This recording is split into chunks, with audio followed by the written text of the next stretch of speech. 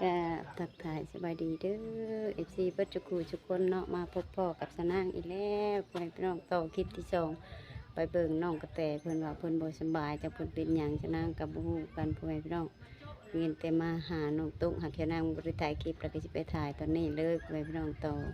คลิปที่สองเลยเนาะไปแซงกันไปเบิ่งไปถามน้ำกันเลยเพื่อนพี่น้องว่าเป็นจริงแบบเนาะเพิ่นไปหาหมอมันเป็นหยังนางกับมหูคือกันว่าเพิ่นเป็นอย่างว่าเพิ่นไปหาหมอหากับมหูตอนร่างกายมาหาน้องโอเมื่อกี้นี่แหละแบบน้องโอว่าเพิ่นบ่สบายไปสร้างกระดับเพื่อนน้องไปชมไปตามนำกันเลย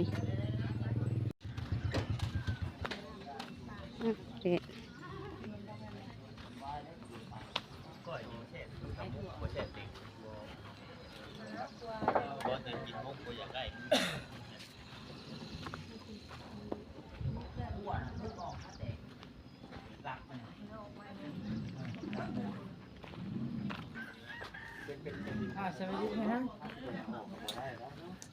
จบมายังนี่ จบมายังอันนี้ฮะก็ไหลก้นจะมาอยู่เป็นยังอันนี้ฮะไหลก้นมาอยู่เนาะโดยไปว่ากันนะว่าคือนี่ว่า ฮะ แมมอยู่ บ่ ล้มดึกคอกันนะ เมื่อกี้นี่ฮะ อืม บอกว่าให้เพิ่นหั่นเก็บขี้เหงื่อขี้โยกแล้วให้เพิ่นจูด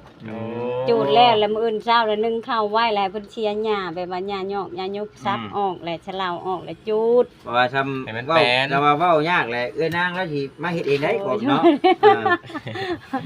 จะเว้ายากอย่าฮอดมือเอ้ยนางเลย โดย เอาตามสบายน้องเพิ่นก็ อย่าเลย โอ้ เพิ่นหาย าวเลยเอ้ย บ่เพิ่นหาก็มาแต่หาหมอใช่บ่อันนั้นแหละจังว่าเห็นคือว่าเอามาลงตรงติ่งอยู่ว่าเป็นหยัง ปิดละสู้น้องแต่ให้ช่วงแรกกับทีนี้เมื่อยแน่น้อยนะเนาะ เนี่ยเอาเป็นหยังนี่ยังบ่ฮู้ใช่บ่นี่คำว่าเป็นหยังนี่หั่นจังใช้เบ็ดใช้บอดนี่ เมื่อยเราอ่ะ ใช้ได้บ่จ้ะ พา มันเป็นยาวิตามินเนี่ย ปรึกษาเพิ่นชักแน่แล้วเนาะ โย ไปเว้าผู้สาวมีหยังบ่เลย กันว่าปรึกษาเพิ่นละได้วิตามินกับปกตินี่มันสิบ่ได้เลยนะ บ่ได้บ่ ได้เพิ่น เออ เป็นยาอย่างแหละค่ะ ก็ดีแล้วคำว่าได้ เพราะว่าคันว่าเฮาได้ไปฮอดแพทย์ฮอดหมอเนาะ แม่ คันว่าเพราะว่า เราผิวมีเราเมื่อแล้ว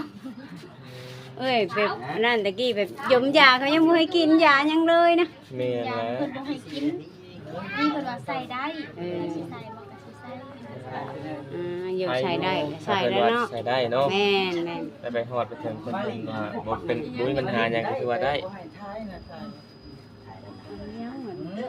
ฮะ ยังบ่ ยังกันเนาะ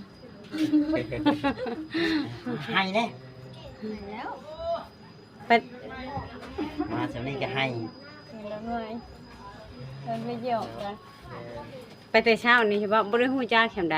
บ่น่าไปวางนี่เนาะ โอ้เอ้ย อ่าน มาบ่ทันซับ ใช้ ไปวาง คุยกับพ่อแพทย์บ่นี่มันยังถามพ่อแพทย์คุยกับพ่อแพทย์บ่พ่อแพทย์รู้เรื่องนำบ่ ก็ฮู้แล้วนักข่าวเรายังฮู้ เอาแล้วสร้างเป็น จังโลก็พอแผดจะว่านะ หาเด็ก 45 ความสูงเด้อค่ะ ความสูงประมาณ156นี่ล่ะแม่นบ่ แม่น เห็นดิ นี่นะเราเบิ่งน้ำบินใบ ว้าวถือเราได้พอเห็นนะ พ่อแพทย์รู้ดี นี่พี่น้องไงพอแผกกระเบื้องในนี่ละพี่น้อง ค่ะ นี่ละเราถือผ้าได้ ยัง 5 สัปดาห์พี่น้องไงหรือว่าเดือนปลายนะท่านซัก ได้เมียแล้ว อืม เดี๋ยวจะบ่ได้เจ้าน่ะดีอยู่ ดีใจบ่มีคนเอาลูกให้ฮะดีใจ ดู ดีใจ เอามื้อแหละ ให้ ยัง เอาไว้เด้อ จักดิ โอ้ยเลิกไปนั่ง ยังโหย บ่ยอมให้เป็นยังไงกูบ่ยอมให้ มาปัดมาตอนที่ละโงกเบิดเนาะเฮ้ยเบิดเลย มีเฮ็ดยังไงคะ เฮ็ดละโงกแล้วมันห่างเบิดแล้วได้มันออก3 มื้อเลยหาได้น้อยหนึง ทั้งบ้านคือเขาเจ้าว่าเขาคิดถึงเฮ็ดดินออกว่าซั่น บ่เฮ็ดเพิ่งเฮ็ดดีน่ะมันเบิดแล้วเดิ โอ้ยอันนี้ก็ให้เรามาน้องเพิ่นนี่แหละสำหรับทางน้องเห็นสองสามมื้อหลังเมื่อกี้เนี่ยพอได้กินอยู่เฮ็ดดินเฮ็ดละโงกนะ ยาเรามาบ่ทันไปสนามหน่อยเพิ่นเนี่ยเด้อบ่ โดยเอ้า ตอนเฮ็ดปวกเบิดเพิ่นว่าบ่ตายใช้เฮ็ดปวกเดี๋ยวเฮ็ดปวกก็เบิดแล้วบ่เฮ็ดปวกมันออกบ่หลายหัวเลยแล้วเบิ่งไปนั่นจังสิเช็ดบอกเพิ่นเนาะ บ่ได้แบบบ่ตามาน่ะช่วงเฮ็ดออกแล้วเราบ่มาเทื่อใดเทื่อนั้นแหละ แล้วฮู้จักบ่ว่ากันมาช่วงนั้นมันบ่สิได้กินบ่ แบบเฮ็ดเบิดบ่เฮ็ดบ่ได้ออกมื้อนี้เนาะคือมื้อนี้น่ะเนาะบ่ได้ไปแล้วมาแล้วแหละอยู่หุ่นคือกันอยู่นุ่นสันคือกัน เพิ่นมีแต่ขึ้นพูด ไปเด้อ โดอาจจะดีไม่แฮง เอ้าเมื่อไวเท่มาจะโดนนะคือว่าไว้ เอาแล้วน้องโอ้ว่าในนั้น ไปใช่ก็ไปชุกชลานี่บ่ ลืมพ่อแม่ลืมพ่อแม่ ลืมแม่ลืมพ่อแม่บาดนี่อยู่นำคนอื่นบ่ไปนำแม่เลย เอ้ย เพิ่นคือสิเช้าเลิกขายเนาะบัดนี้เช้าคักแล้ว ยิ้มงามไม่สาวนี่เนาะ บ่ได้ฮู้ชื่อได้ฮู้จัก เอา แต่ว่า แล้วน้องบอย สาวแก้วแล้วเนาะ เซลไปตัวทีบแล้ว แม่นบ่ แม่ สาวแก้วแล้วเนาะ ว่าเป็นยิ้มงามเลย บ่ช่วงจะเคยไปบ้านนุ่นสันแล้วเนาะจะเคยไปบ้านนุ่นสันแล้วเนาะบ้านนุ่นสันไปก็แม่จ้ะ ไป ตอน แห นั้ ละ นยังน้อย ไปคือว่าเห็นอยู่ช่วงนี้ แล้วบ่2 ปีที่แล้วปีที่แล้วเองแหละ 2 ปี มา2 ปีเนาะ ตอนนั้นเขายังน้อย ไปพ่อกันก็ไม่นั่งอยู่ เออ มีช่วงหนึ่งกับพ่อกันก็ไม่นั่ง พอแพ้อยากขนมมาแล้วคือ เบิดได้ไปหาหมอ 500กับ20บาท 100ครับ 500กับ3 เงิ บาน ท เงินกี่มากับ3เส้นหา 500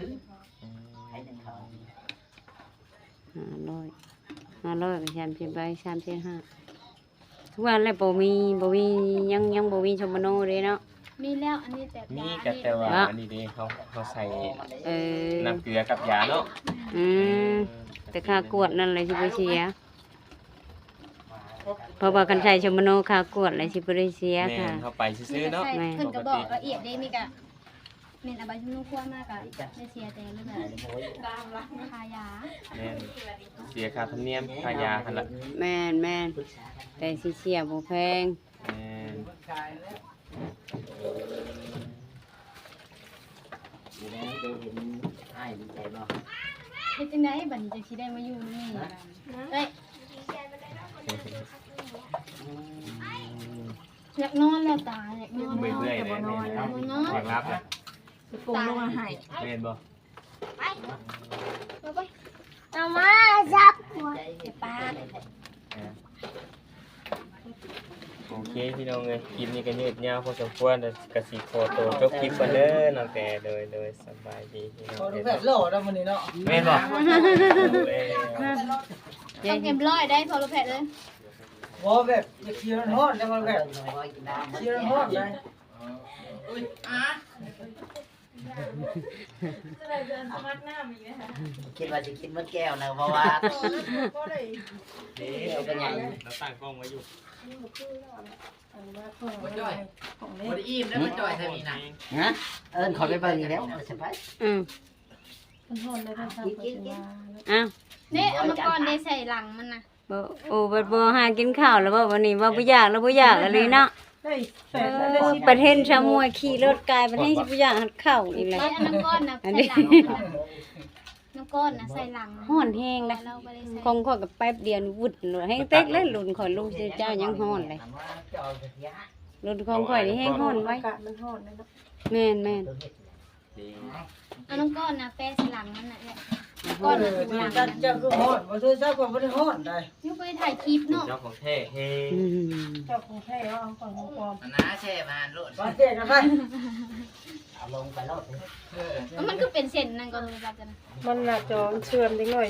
เชื่อม อืม ก่อนสิได้เปลี่ยนยังบ่ขายมีเงิน แต่กระเบิ้ง ไม่รู้จักจะไว้นะ ลูกสาวเล่าเลยยัง กระ ว่า เบิ้ง แม่เนาะ จองไว้เลย โอ้จองเลยเลยฮะ จองบ่ จองแม่ เบิ้งนี่นั่นลาย ว่าจองได้หือนี่ฮะ จองแม่สิถ่ายคลิปเลยเนาะ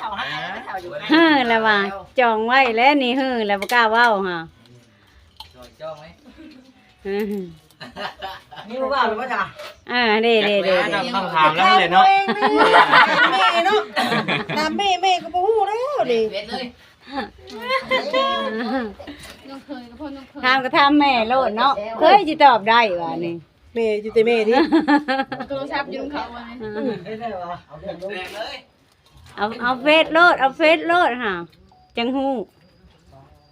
เอาเลยบ่ เอาโลดเอาโลด เช้าเลย แม่นแล้ว สิจีบพี่สาวเลยบัดนี้ นี่น่ะหลาน ให้สิได้ใหญ่เลยเนาะ ลูกจะอุ้มหลานเท่าจังรับ บ่ บ่อุ้มจุดละ เขา เอาแม่เอาบัดบ่อันนั้นบ่อยู่บ่ให้ นับถือ นับถือหยัง นับถือได้ไหม เราใช้ยาสลบแน่ ยันรอบอันบายเพิ่นได้สิเบิดเนาะ แม่น เลยไพ่แขนคือกันได้แบบแขนเฮาน่ะ เลิกอันนั้นบ่ได้ในหันจังสิบ่ อ้าว อันเดียวกันอันเดียวกัน แม่นเดียวกัน ยันสิเป็นคู่กันอยู่ซะ โยใช่คือกันหมดแล้วเนาะ แพงสิมาเรื่อยแล้วบัดนี้เนาะ อืม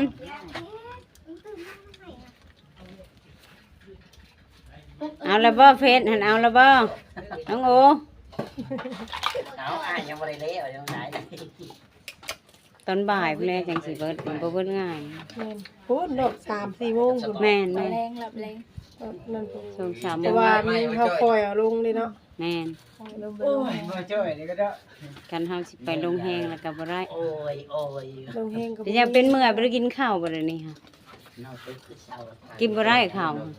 มันเป็นหยัง เบอร์ยี่ กินแล้วก็หัก อืม เช้า กินรู้สึกว่ากินลงเลยเอาเตียนออกเลย มันแน่นเวลาอยู่ท้อง ขยับไป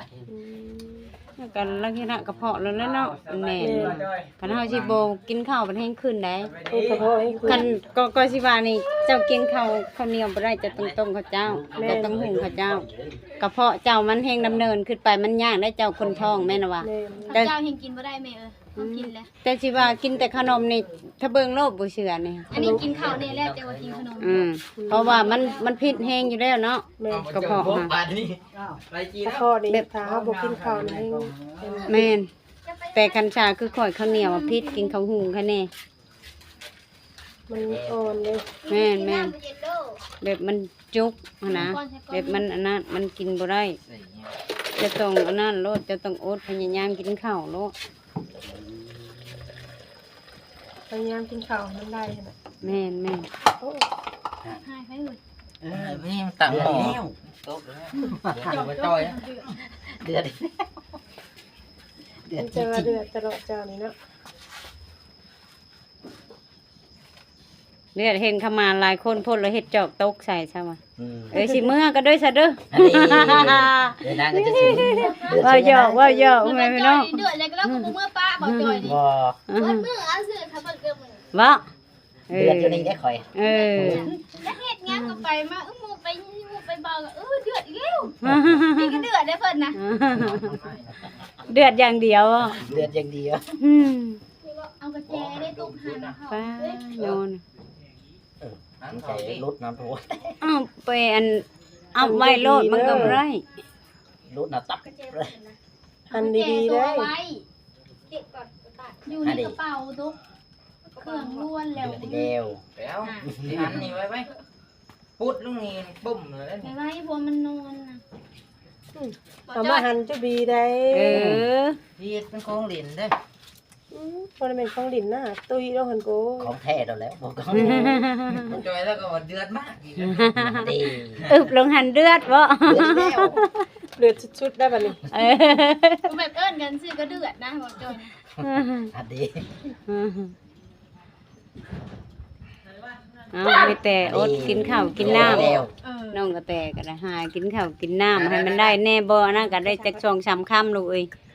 เพราะว่าเฮาบ่กินข้าวแหละกระเพาะเฮามันก็สินูนขึ้นมันลำบาก เพราะว่าเฮาบ่แม่นท้องเป่าท้องแปนเนาะมันก็ลำบากชุดๆคือว่าแม่แบบนี้แหละผู้หญิงเฮา มันต้องพยายามกินข้าวให้ได้ แม่น ย่างบ่ได้แท้กะเทื่อละ2ค่ำหรือ3ค่ำไปเพราะว่าบ่ให้กระเพาะอันนั่นเด้ แม่น สิบ่ใหญ่บ่ เพราะว่าเฮาบัด มีเดียวนี่บ่กิเจนะ ถือผ้าคาท้องเนาะ นี่แหละโต บ่ เฮา แม่นผู้เดียว แม่นเฮาสิชักคือชักยากับปานบ่ได้เนาะเฮาก็ต้องแบบพยายามโตเฮาเองนี่แหละอ่ะสักก็ได้สนางกันยาว คิดกัน เอา สนางกันยาวไปแล้วพ่อแม่พี่น้องวันนี้ก็ได้ให้เช้าไว ไม่นางกับมื้อนี้ก็เลยมากังเว้นพ่อแม่พี่น้องเพราะว่าบ่ได้ไปหาเฮ็ดหาหอนบ่ได้ไปหาหน่อไม้ ก้าวไป มื้อ หา นี้ เฮ็ดบ่จ้ะ แต่ก็ไปคู่มื้อบ่ได้หยุด ได้อยู่บ่ จักมื้อได้อยู่มื้อละน้อยพอได้กินพอได้ เฮ็ด แก ห ง ยัง เฮ็ดละโง่ เอาออกแล้วบ่ จนกินแบบว่าได้ชมชำมื้อจนเบิดเลยมีแต่ เฮ็ สิ ด อ ป อ วก ก บ่ได้ออกบ่ เฮ็ดปวกกับวิทย์แต่หึงแล้ว อืม ไปวิอยู่ว่ามื้อนี้ว่าเที่ยว่าจะไปหาหน่อไม้อ้าวว่าขอพักผ่อนก็เมื่อยย่างไก่แฮงประมาณ15 30 ส แห บา ละ ยดีน้องกระแตนอกล่ะ